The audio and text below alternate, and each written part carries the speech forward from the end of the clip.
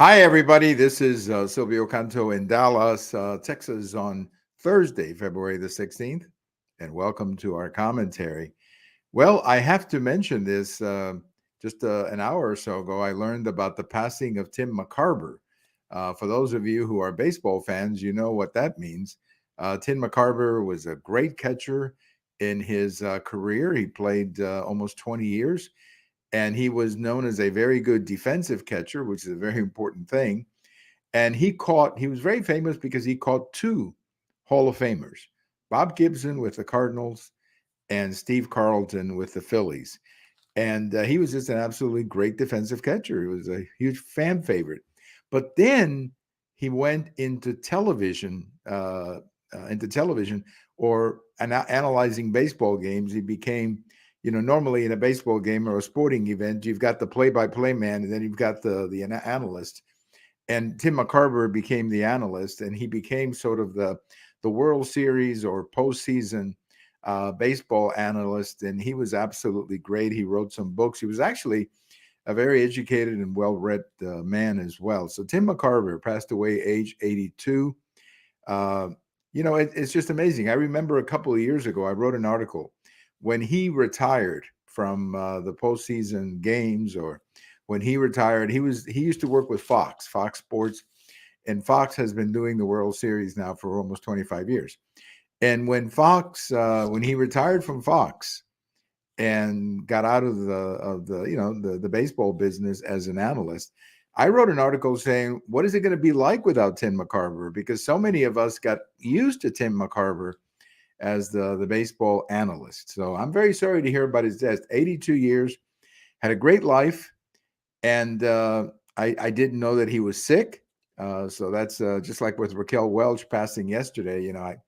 I didn't know anything about their health or anything like that, but I'm very sorry to hear that Tim McCarver, one of my real favorites, passed away today at age 82. The great Tim McCarver, number 15. That was his number on his Cardinal jersey when I was a kid growing up.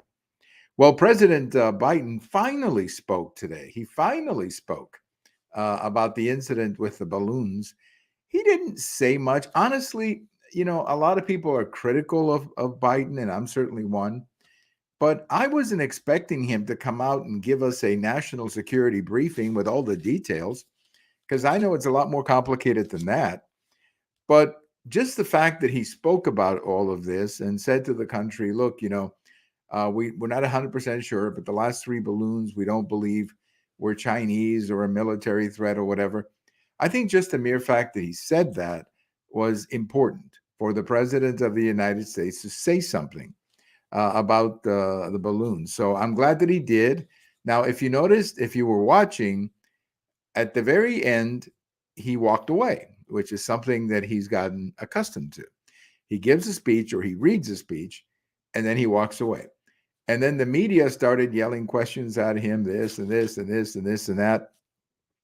He apparently didn't like it. And he went into his little, the usual reply, come on, man, give me a break, man. That kind of Joe Biden lines that we've grown accustomed to. And I think where he really got upset is when somebody in the media asked him if he was compromised with the Chinese because of all these reports that have come out about his son. Let me just say one thing, that I think the president is entitled to giving a speech without taking questions.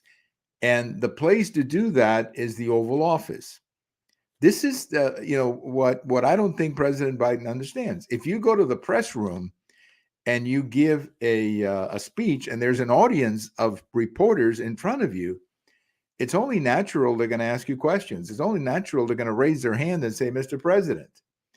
But when you give a speech from the Oval Office, which is how most presidents deal with these issues, they go to the Oval Office and they give a speech, then of course you're not going to get questions. You have the audience, the American people, the television audience or the radio audience, and then you give the speech and it's over. But if you go in front of reporters like he did today and read that statement, then yes, you're going to get questions. And I think the media has every right to ask him questions. This is a president who has unfortunately, for most of his presidency, not been in tune with the press. He ran a whole campaign, an entire campaign, basically hiding from the media. And as president, he has had very few interviews with the media. In fact, I saw a number the other day that just Donald Trump alone, at this point of his presidency, had like, I don't know how many more times interviews with the media. Now, Trump did something else too, which Biden doesn't do. Whenever Trump would get into the helicopter, or he would come out of the helicopter, or he would go up the steps on Air Force One, or he was outside, he would always answer questions. I mean, Trump was extremely good at answering questions. He was extremely engaged as far as answering questions. Biden isn't. Biden does not like to answer questions. And I think a lot of it is by design. They don't want to put him in front of the media because they know the potential that he has for saying something, unfortunately, that he'll regret. Now, it's interesting because, Biden has been around such a long time that we knew Biden before. I mean, I remember Biden when he was a senator, when he ran for office before. He ran for president 3 times, for those of you who may not know that. 1988, I think it's 2008. And then there was another year that he ran for president, perhaps, I don't know what year it was, but he ran for president 3 times. And he was not this way. He was always very engaging with the media, going back and forth. But he's not that way as president. And I think that's by design, because the people at the White House want to protect him from saying something that he'll regret. So I'm glad that he spoke. I'm glad that we saw his face. I'm glad that he explained it. And apparently we're going to be a little bit more thoughtful now about these balloons, and we'll shoot them down if necessary. And that's going to be, I guess, the new policy. And that's fine. That's fine with me. But, I hope that I hope we're sitting down with the Chinese and explaining to the Chinese that this will have consequences. I hope we are. I don't know if we are, but I certainly hope that we are. Now, there is a terrible train derailment in Ohio, and I have a post about this today, or coming out Friday, about the Secretary of Transportation. The Secretary of Transportation has never been a controversial cabinet position.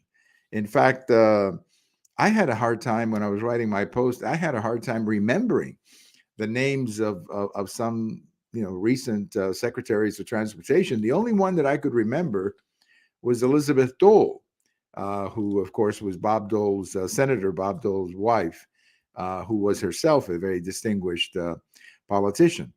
She was the only one that I could remember. But all the others are fairly unknown people. And that's because the Secretary of Transportation is not the kind of position that creates a lot of controversy. You are this particular Secretary of Transportation, Pete Buttigieg. I think that's how you pronounce it. I always get his last name screw up, and I respectfully apologize to him if I'm messing up his last name, but he's just a difficult name to pronounce. But this particular Secretary of Transportation, just for whatever reason, nobody really knows what he's doing. We had that problem with the airlines around Christmas. What did he do? Nobody could hear from him. And now we have this terrible situation in Ohio, and the people in this community in Ohio are screaming, "Where is the Secretary of Transportation? Where is he?" Well, he's giving a press conference or attending some meeting, and they're talking about, well, how many construction workers do we have? And are these construction crews diverse enough? I guess we're now going to be counting the racial composition of construction workers. I just want to know that they can do the job. That's all that matters to me. If you work in construction, that's a pretty specialized field. So the idea that, you're going to be selecting people on the basis of their skin color, that worries me a little bit. Sorry about that. It's a little bit of allergies going around here in North Texas. Very windy today, by the way, here in North Texas, very chilly as well. But anyway, racial composition, who cares? When you see a construction crew, who's sitting there counting what the racial composition of the crew is? What you want to know is, do these guys know what they're doing? Are they going to be able to finish the job? consistent? Are they going to be able to, finish the job and do something that the taxpayers are proud of? But the Secretary of Transportation is all hung up on identity politics, and he's all hung up on all these things. And the net result is that he's not where he's supposed to be.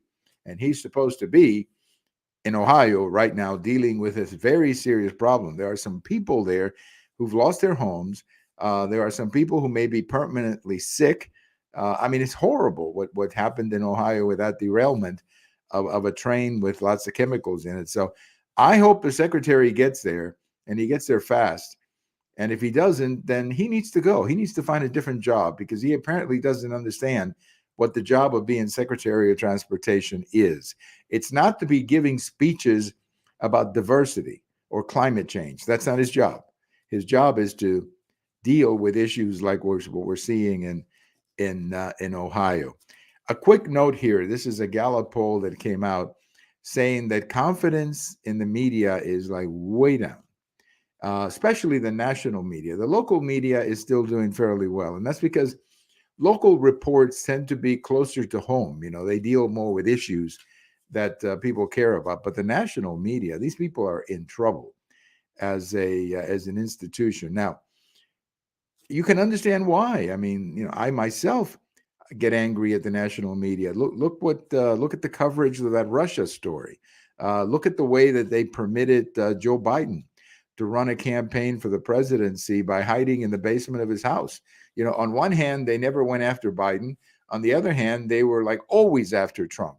I mean, come on. You're supposed to be tough on both sides, but you're not. They're not.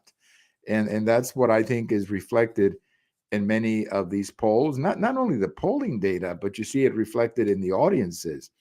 I mean, the audiences at CNN are just like way down. Nobody's watching that network. And I think a lot of it is because people don't trust them. They think they're only projecting one side of the story. But very quickly, on this day in history, 1959, very important date for the nation of Cuba, where I was born. On this day in 1959, Fidel Castro was named Prime Minister of Cuba. And, I wasn't old enough to remember, but I spoke with my father many times about this. And my father said that it was basically Castro was just able to overwhelm, the mainstream politicians that were running the country. And Castro was popular. Those politicians were not. And Castro was able to persuade him that he should be the prime minister of Cuba. After becoming prime minister, he took a charm. He went to the United States on a charm offensive. He went to meet the press and the National Press Club, and he told everybody that he wasn't a communist. And a lot of the people in the media fell for it. And of course, we know the rest of the story. But Castro became prime minister of Cuba on this day in 1959. Wow, time flies. But this is one topic I used to love talking to my late father about.